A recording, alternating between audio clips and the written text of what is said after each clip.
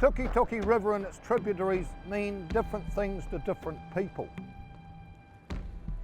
The Maori people are very, very important spiritually and culturally. It's important recreationally, from the mouth of the river where they're fishing for kahawai and whitebait, right through to the top of the catchment where there's a pretty good trout fishery. There's people, because it's a braided riverbed, use it for bird watching. There's highly specialised birds like banded dotterel that use the braided river part of the Tukituki for breeding. So it means a lot to different people in Hawke's Bay. The key thing underpinning most of these values is a river that's got enough water and the water's clean. I'm all for a prosperous Hawke's Bay. I'm born and bred here myself, but not at all costs, not at the sacrifice of a river. It's a promise of a win-win. The closer we look at it, it looks like a lose-lose.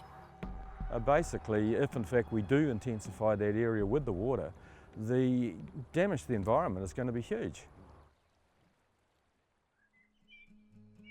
We're not against water storage and the use of water for productive land use. It needs to be done wisely and sustainably.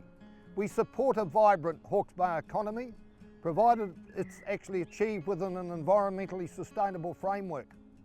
A five-fold increase in the amount of land that will be intensively farmed on the one hand, and on the other hand, they're telling us that the increase in farm runoff will only be about 15%. The numbers just don't add up. The scenarios that they're talking about for dairying, for intensive cropping and so forth, have to involve much more leaching than they're projecting.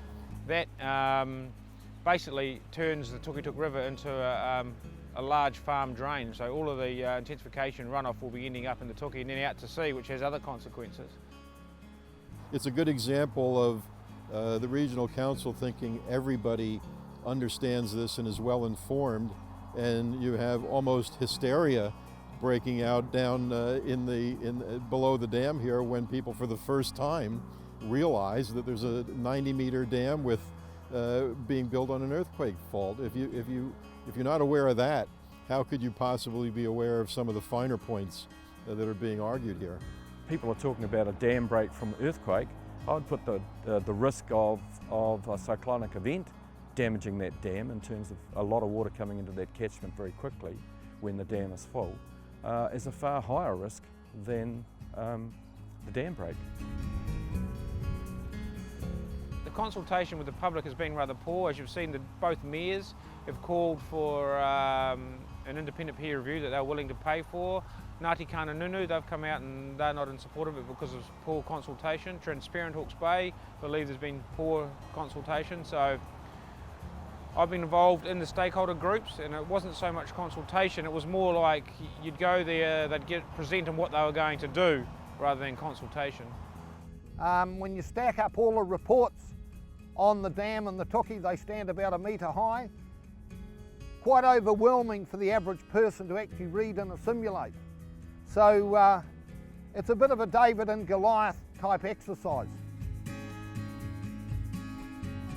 Farmers are balking at signing up for this, and a lot of the farmers who actually have signed these so-called memorandum of intent have done so just to get their nose in the tent. But remember, this is not actually signing on the dotted line yet. This is just expression of interest.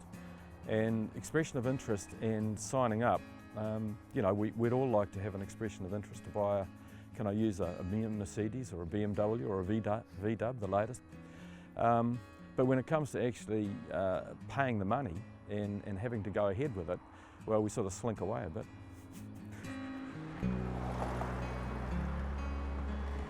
But there's also some major concerns being expressed by ratepayers, and that's about the funding of the project and the ownership of the project, and that there's probably better alternatives for the regional council's funds or money to be actually spent.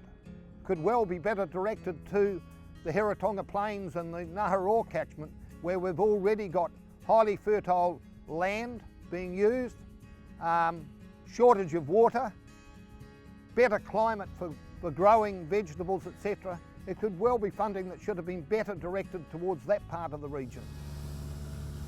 The costs per hectare are around about $2,500 to $3,000 per hectare per year.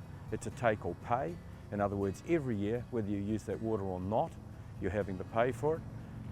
The additional income that you'll get from that is less than the costs per year. Neither the environmental effects have been adequately planned for, and the economic impacts and benefits of this are a complete wild goose chase.